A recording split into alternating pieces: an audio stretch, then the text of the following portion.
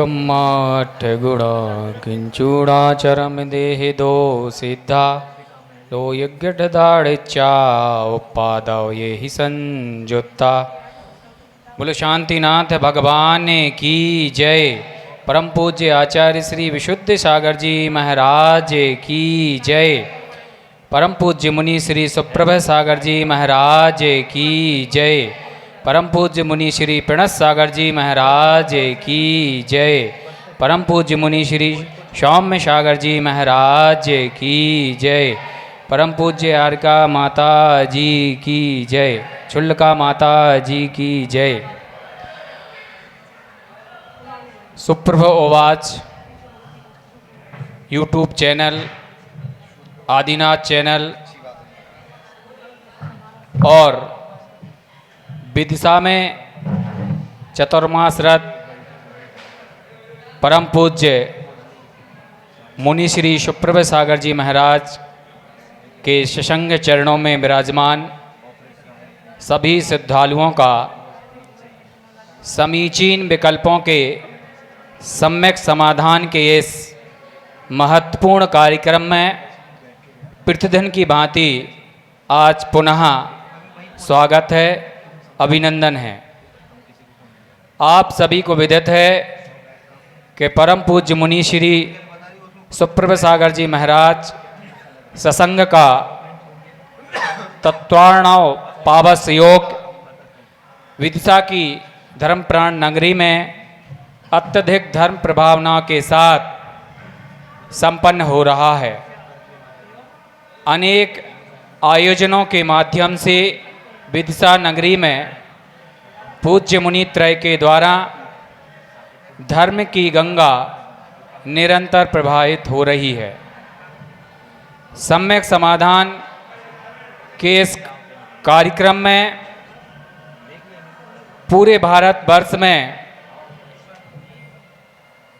श्रद्धालुओं ने अपने अनेक समीचीन विकल्पों का आगमोक्त समाधान पाया है, जिससे उन्होंने अपने जीवन को प्रशस्त करने का, अपने जीवन को उन्नत बनाने का मार्ग पूज्य श्री के माध्यम से सीखा है, जाना है, पहचाना है।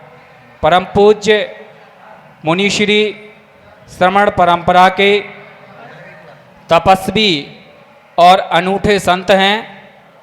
परम पूज्य मुनित्रय अपनी आगमोक्त चर्या और आध्यात्मिक चिंतन के द्वारा आत्म साधना करते हुए निरंतर प्रभावना कर रहे हैं।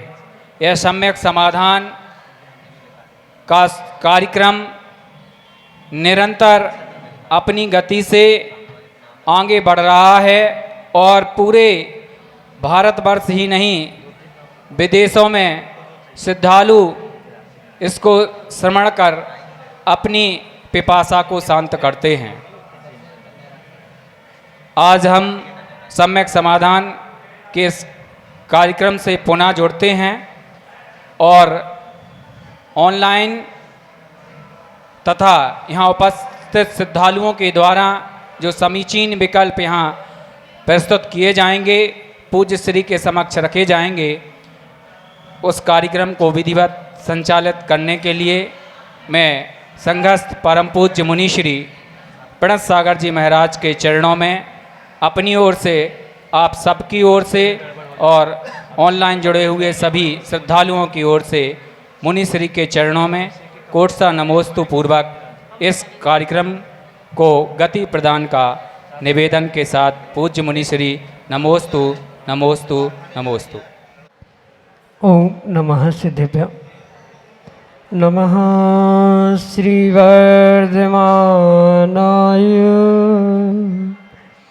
निर्धूत कलिलात्मने सालोकानां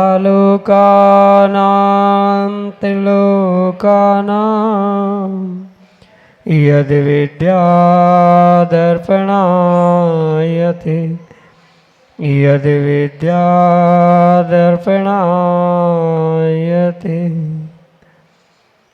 पंच परमेष्टि भगवान की, परम पूज्य आचार्य भगवंत गुरुवर विशुद्ध सागर जी मुनि महाराज की, परम पूज्य मुनि श्री सुप्रभ सागर जी महाराज जी की,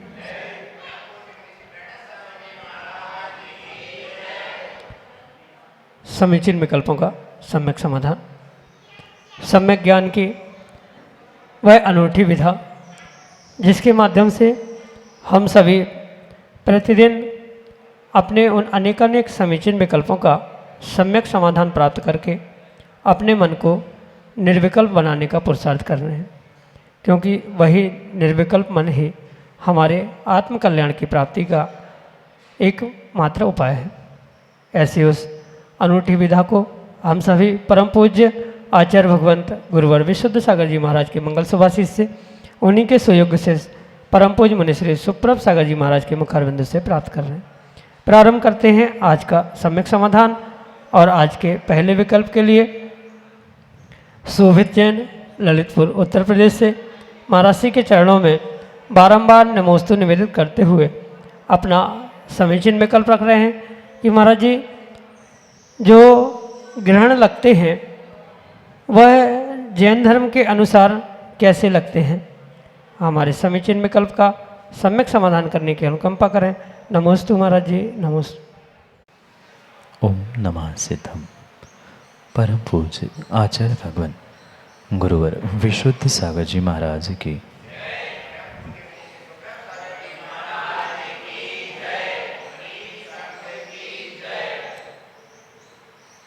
ये कोई धर्म संप्रदाय आदि की व्यवस्था नहीं, अभी तो भौगोलिक व्यवस्था जिसके निमित्त से जो सूर्य चंद्रमा आदि के लिए ग्रहण आदि लगता है, ये पूर्ण रूप से आगम के परिप्रेक्ष्य में हम इस प्रकार से समझ सकते हैं कि सूर्य चंद्रमा ग्रह नक्षत्र ये सभी ज्योतिष देवों के विमान कहलाते हैं। और उन ज्योतिष देवों के विमानों का जो अपने अपने मार्ग में गमनागमन होता है, उस ढाई द्वीप में ये गमनागमन करने वाले उन ग्रह नक्षत्र तारे सूर्य चंद्रमा आदि जो विमान रूप है, उनके परिभ्रमण के निमित्त से जब मार्ग में एक दूसरे के सामने वह पहुंचते हैं, उसके निमित्त से ही ये सूर्य ग्रहण या चंद्र ग्रहण आदि घटित होते हुए देखने में आता है। सामान्य सी बात इसके पीछे इतनी ही है कि जैसे विज्ञान और वर्तमान का भूगोल मानता है, बिल्कुल लगभग उसी प्रकार से जब चंद्रमा और सूर्य इन दोनों के सामने, उन विमानों के सामने अन्य ग्रह जैसे ही पहुंचते हैं, उसको आवृत करते हैं, उसी के निमित्त से जैन धर्म में भी, जैनागम में भी उस ग्रहण को सूर्य ग्रहण या चंद्र ग्रहण आदि को माना जाता है। जैसे चंद्रमा के सामने जैसे ही राहु पहुंचता है, राहु ग्रसित करने से चंद्र ग्रहण होता है, ऐसे ही सूर्य ग्रहण को भी समझने की आवश्यकता है। सूर्य चंद्रमा जो ढाई द्वीप में मेरु की प्रदक्षिणा लगा रहे हैं, प्रदक्षिणा लगाते समय उनके जो निर्धारित मार्ग है, कभी कभार निर्धारित मार्ग तय करते हुए घूमते घामते जब वह एक दूसरे के सामने पहुंचते हैं, तो वह चंद्रमा के सामने जैसे ही राहु पहुंचता है, चंद्र ग्रहण वहाँ पर कहा जाता है। ऐसे ही सूर्य ग्रहण के निमित्त से भी समझने की आवश्यकता है। उनके मार्ग तय है और प्रत्येक ग्रह नक्षत्र तारा आदि आदि उनकी ऊंचाई, ये सब कुछ तय होते हुए भी जब कभी कभार वे दोनों एक दूसरे के सामने आते हैं, सूर्य को और चंद्रमा को जब ढाका जाता है, उसे ही ग्रहण कहा जाता है। यही व्यवस्था जैनागम से उस सूर्य और चंद्र ग्रहण के निमित्त से कही जाती है, जो कि आपके लिए सम्यक समाधान से। सचिन जैन पंचवाटकर बसमत महाराष्ट्र से महाराष्ट्र के चरणों में बारंबार नमोस्तु निवेदित करते हुए अपना समीचीन विकल्प रख रहे हैं कि महाराज जी भगवान के अभिषेक के लिए किस प्रकार के पात्र उपयोग करना चाहिए। जो भगवान के अभिषेक में बर्तन उपयोग करते हैं वह किस प्रकार के होने चाहिए। हमारे समीचीन विकल्प का सम्यक समाधान करने की अनुकंपा करें। नमोस्तु महाराज जी, नमोस्तु। जिनागम में श्रावकों के लिए आचार्य भगवंतों ने पूर्ण रूप से भगवान का अभिषेक पूजन के लिए उत्कृष्ट पात्र उत्कृष्ट बर्तन का ही प्रयोग करने की आज्ञा प्रदान की।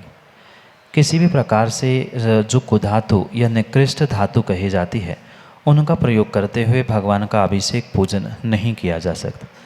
भगवान के अभिषेक पूजन के लिए पूर्ण रूप से जो चांदी के बर्तन जिसे उत्कृष्ट धातु कहा जाता है उसका ही प्रयोग करने की आवश्यकता है। माना कि सोने चांदी के धातु के बर्तन का प्रयोग करने की शक्ति नहीं है तो कम से कम जो कुधातु कही जाती है जिसे लोहा कहा जाता है, भले ही उसे वर्तमान में शुद्ध लोहा के रूप में स्टील आदि बर्तनों का प्रयोग जो पूजा अभिषेक आदि के लिए किया जाता है वह किसी भी प्रकार से योग्य नहीं है, क्योंकि वे श्री जी है, तीन लोक के नाथ है।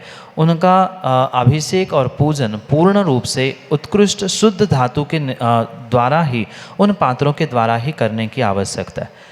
इसलिए कम से कम उस कुधातु का यानी स्टील का तो प्रयोग किसी भी प्रकार से करना ही नहीं चाहिए। अगर सोने चांदी के बर्तन रखने की शक्ति नहीं है, घूमने का डर है या व्यवस्था नहीं बन पा रही है तो कम से कम लोहा छोड़ते हुए पीतल है, तांबा है या जिसे कांस कहते हैं, इन धातुओं से बने हुए बर्तनों का प्रयोग, पात्रों का प्रयोग आज आप अभिषेक पूजन के लिए कर सकते हैं। उत्कृष्ट बात विशेष पुण्यदायी तभी होगी जब चांदी आदि के उत्कृष्ट धातु का प्रयोग उनके पात्र बर्तन के लिए आप करोगे। अन्यथा उतनी शक्ति नहीं है तो कम से कम पीतल या तांबा इसका ही प्रयोग करते हुए उन पात्रों को, अभिषेक पात्र हो, कलश हो, पूजा के बर्तन हो, ये सब कुछ उन धातुओं का ही हो। कम से कम कुधातु जिसे लोहा या स्टील कहा जाता है उसका प्रयोग किसी भी प्रकार से नहीं होना चाहिए। यही आपके लिए सम्यक समाधान। संजना जैन, विदिशा मध्य प्रदेश से। अगले समीचीन विकल्प। आप त्रिमुनि राजों के चरणों में मेरा बारंबार नमोस्तु। महाराष्ट्री, मेरा प्रश्न ये है कि हम अपना पुण्य कैसे बढ़ाएं? नमोस्तु महर्षि, कृपया मेरा सम्यक समाधान कीजिए। श्रावकों के लिए पुण्य बढ़ाने की बहुत सारे साधन प्राप्त है। जैसे श्रावक है और श्रावकों के लिए जो आवश्यक कहे है उन 6 आवश्यकों का पालन करने से भी श्रावकों को पुण्यवर्धन के निमित्त प्राप्त हो सकते। उसमें से मुख्य पुण्यवर्धन का निमित्त अगर हम समझे तो गुरु पूजा, देव पूजा और गुरुपास्ति यानी गुरुओं की सेवा, गुरुओं के लिए दान आदि देना और अरहंत की पूजा, अभिषेक, ये श्रावकों के लिए सर्वोत्कृष्ट साधन है पुण्य वृद्धि के लिए।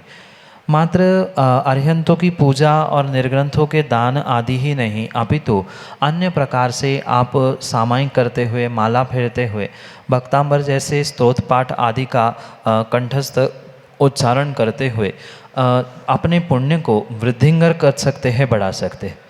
और सबसे श्रेष्ठ बात अगर समझे, जिसे आचार्यों ने बहुत जोर देते हुए कहा है, ये सभी निमित्त सामने क्यों ना हो, मतलब आप कितनी ही पूजा करना, अभिषेक करना, दान दे देना, जाप आदि भी कर लेना, पर भावों में भद्रता नहीं है, समता नहीं है तो किसी भी प्रकार से आप पुण्य में वृद्धि नहीं कर सकते। माना कि पूजा कर रहे हैं पर वहाँ भी आकुलता है कि मैं 4 पूजा कर लूँ, 10 पूजा कर लूँ, आधा घंटे का समय है, उस आकुलता से युक्त होते हुए संक्लेश परिणामों से भी आपने पूजा की है तो वह पुण्य देने वाली नहीं है, अपितु कहीं न कहीं पुण्य को घाटा ही करने वाली। इसलिए भले ही एक पूजा करे, एक ही बार अभिषेक करे या एक ही बार जाप करे, पर सर्वोत्कृष्ट भावना के साथ अगर हम ये कार्य करेंगे तो नियम से वह हमारे लिए पुण्यवर्धन के लिए निमित्त बन सकता है। अन्यथा संक्लेश परिणामों के साथ कोई भी कार्य किया है तो वह पुण्य वृद्धि का कार्य नहीं कर सकता। इसलिए श्रेष्ठतम कार्य जो ये बहिरंग निमित्त है उसके साथ अंतरंग निमित्त रूप जो अधिक पुण्य की वृद्धि करने के लिए निमित्त बनता है उसका नाम है संक्लेश परिणामों से दूर रहना।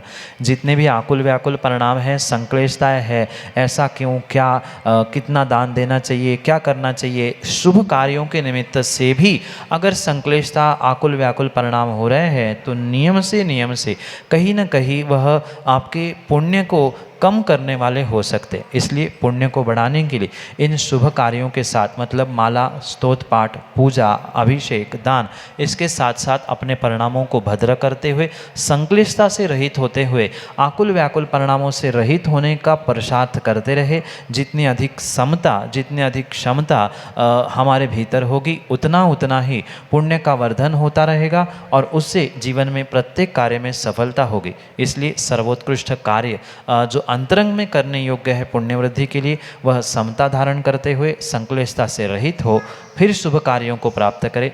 यही आपके लिए सम्यक समाधान।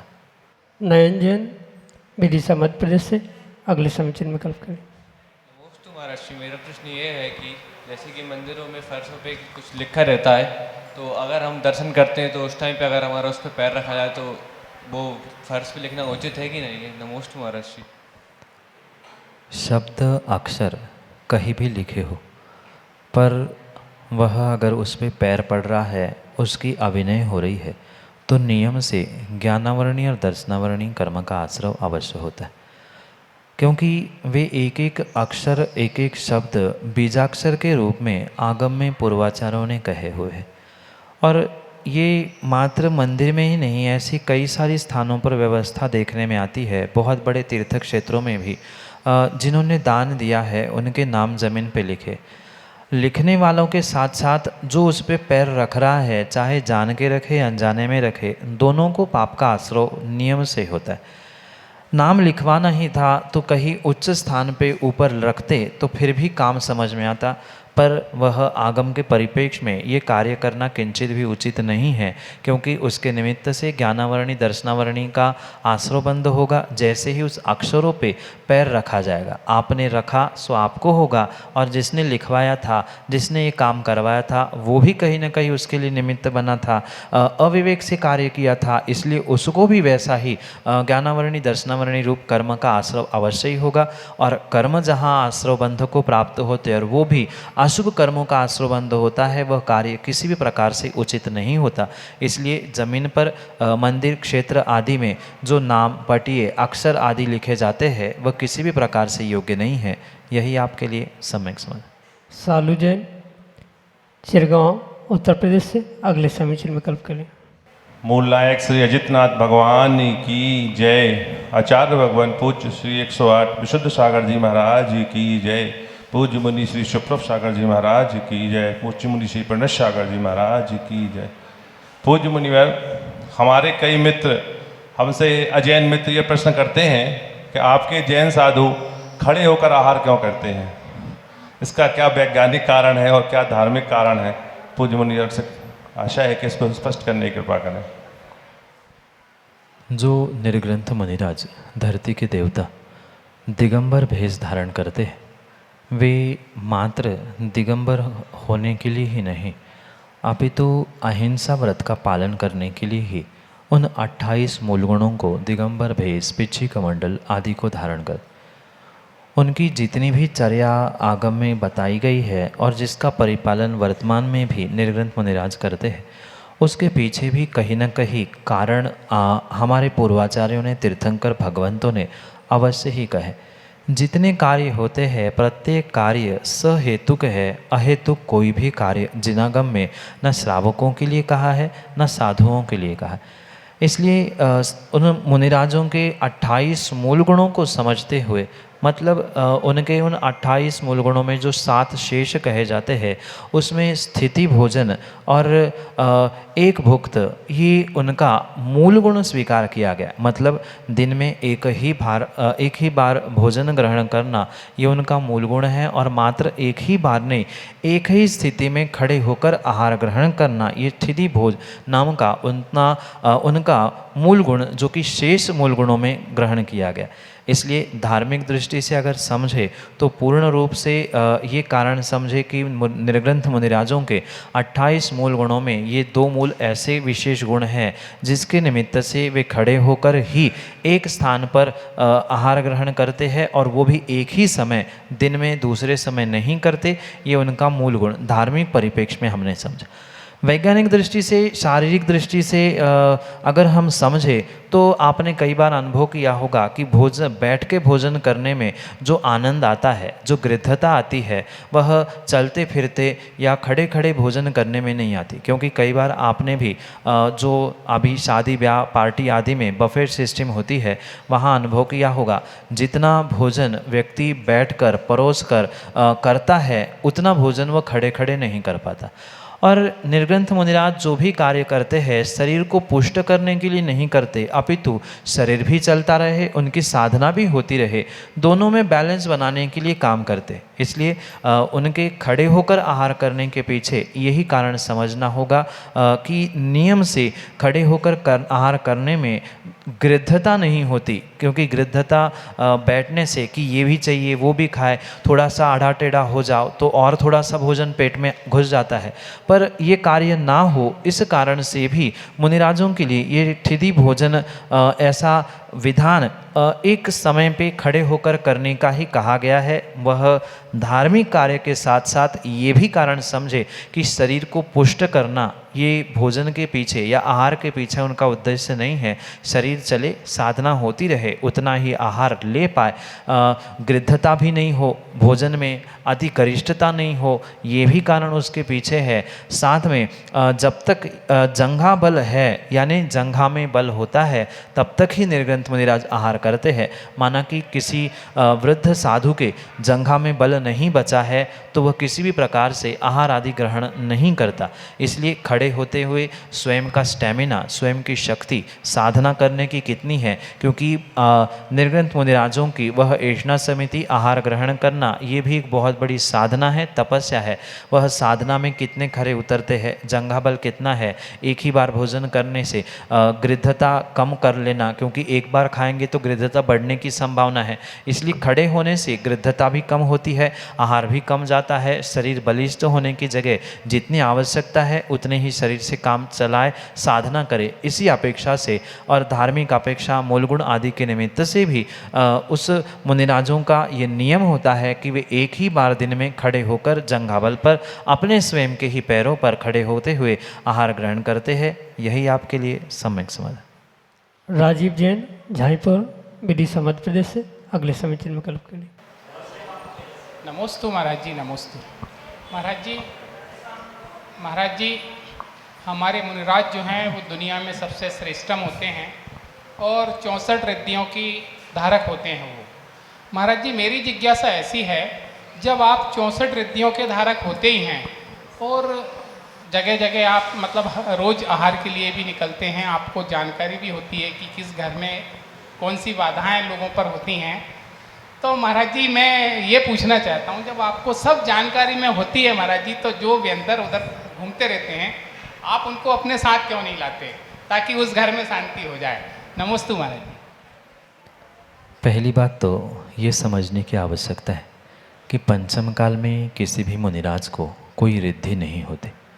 जो 64 रिद्धियाँ होती है वह मात्र चौथे काल के मुनिराजों को ही होती, और पूरी 64 रिद्धियाँ मात्र केवली भगवान को ही होती है। गणधर भगवान जो होते हैं वह 63 रिद्धि के धारक होते हैं और केवली भगवान 64 रिद्धि धारक होते हैं।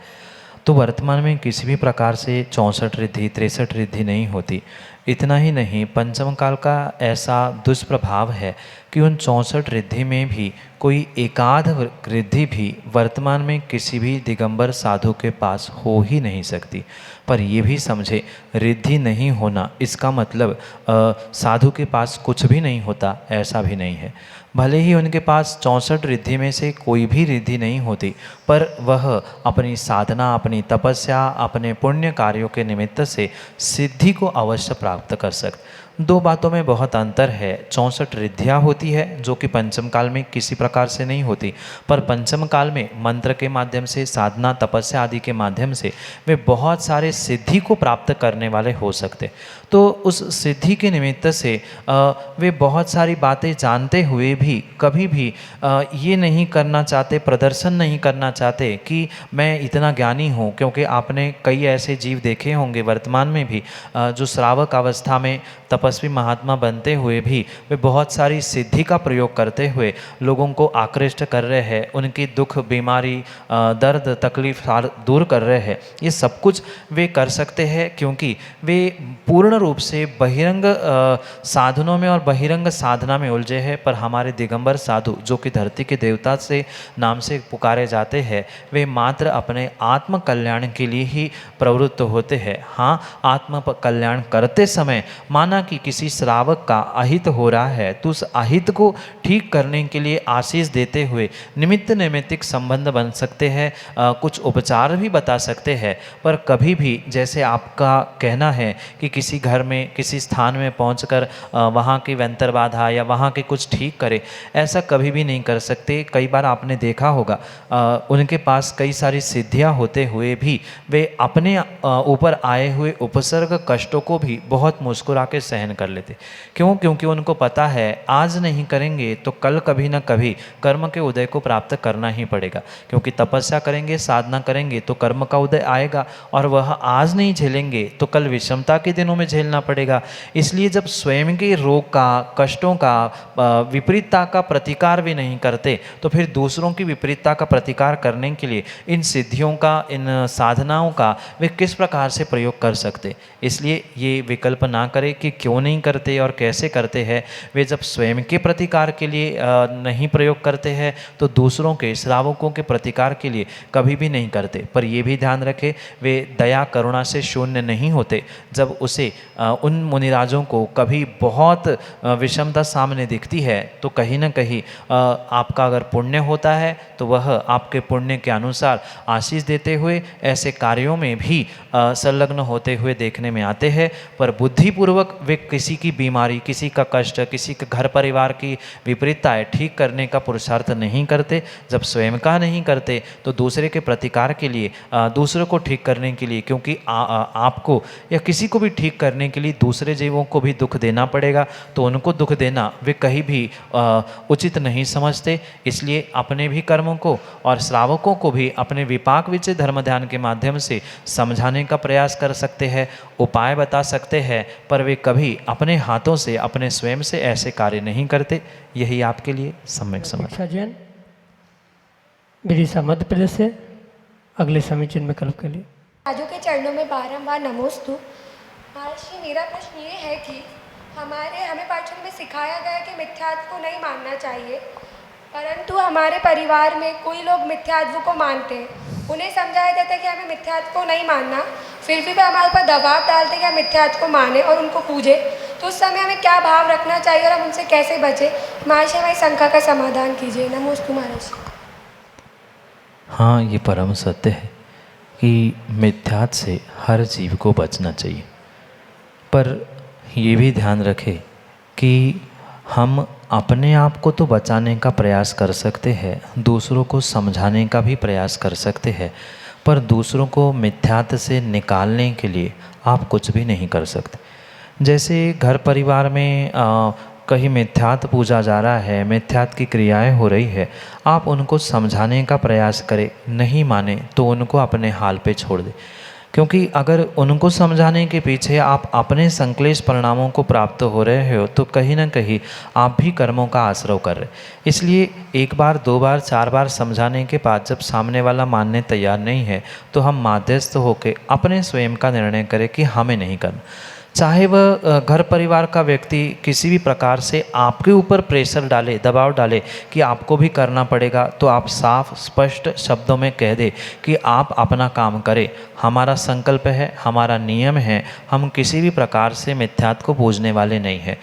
अगर इतना कहने के बाद भी वे नहीं मान रहे हैं तो उस स्थान से, यानी जिस समय पर मिथ्यात्व को पूजा जाने वाला है या ऐसा कोई कार्य होने वाला है, उन स्थानों पे कुछ ना कुछ बुद्धिपूर्वक ऐसी युक्ति करते हुए अपने उस स्थान को छोड़ने का प्रयास करें। अन्यथा अगर एक बार भी आप उनके दबाव में आकर उनकी बात मान लेंगे तो हमेशा के लिए आपको पुनः मिथ्यात्व को और मिथ्यात्व की आराधना, पूजा आदि करने के लिए निमित्त बनना ही पड़ेगा। और ये भी शायद आप जानते ही होंगे कि एक बार के मिथ्यात्व के सेवन में 1 लाख वेश्याओं का सेवन का पाप लगता है।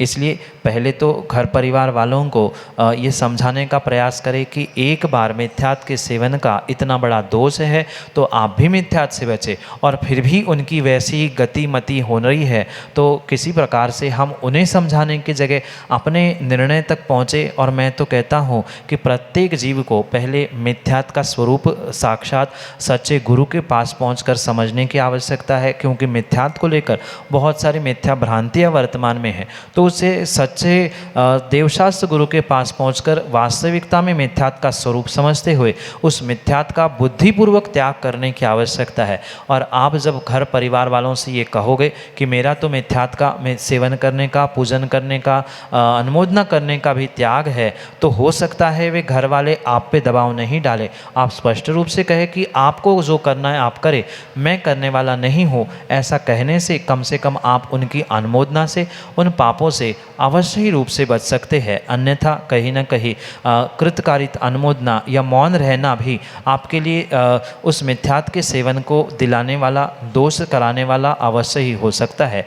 इसलिए पहली बात उनको समझाने का प्रयास करें, उनके दोषों में बारे में कहे, नहीं माने तो माध्यस्थ होकर स्वयं उससे दूर हो जाए नियम लेके। यही आपके लिए सम्यक समाधान।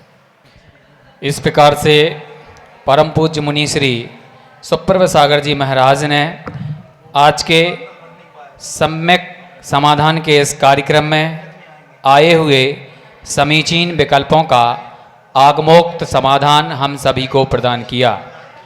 परम पूज्य मुनिश्री के सानिध्य में आगामी अक्टूबर माह के प्रथम सप्ताह में शुभ लाभ अनुशीलन राष्ट्रीय विद्वत संगोष्ठी का आयोजन भी विदिशा की इस धर्मप्राण नगरी में किया जाएगा, जिसमें भारतवर्ष के अनेक स्थानों से प्रमुख विद्वानों को आमंत्रित किया जाएगा और वह अपने आलेखों के माध्यम से उस ग्रंथ पर मंथन चिंतन करेंगे।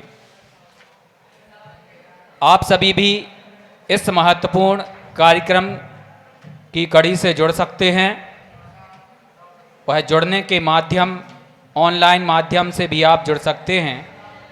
आप हमारे नंबर 8707548811 7415306441 इन नंबरों पर तथा सम्यक.समाधान@gmail.com इस ईमेल आईडी पर भी आप अपने समीचीन विकल्प हम तक प्रेषित कर सकते हैं।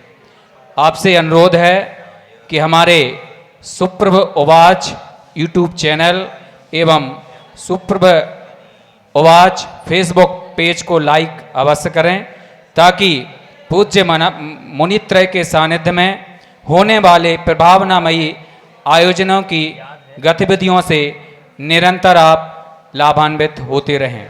आदिनाथ चैनल पर सम्यक समाधान के इस कार्यक्रम को भी निरंतर श्रवण करते रहें तथा पूज्य मुनि श्री सुप्रभ सागर जी महाराज की दिव्य देशना प्रतिदिन जिनवाणी चैनल पर 7:40 पर प्रसारित होती है, उनका भी लाभ लेते रहें। आज के इस कार्यक्रम में बस इतना ही। आज के इस कार्यक्रम में जुड़े हुए सभी श्रद्धालुओं की ओर से परम पूज्य मुनित्रय के चरणों में कोट सा नमोस्तु पूर्वक आज के इस कार्यक्रम को यहीं संपन्न करने की अनुमति चाहेंगे। नमोस्तु गुरुदेव, नमोस्तु गुरुदेव, नमोस्तु।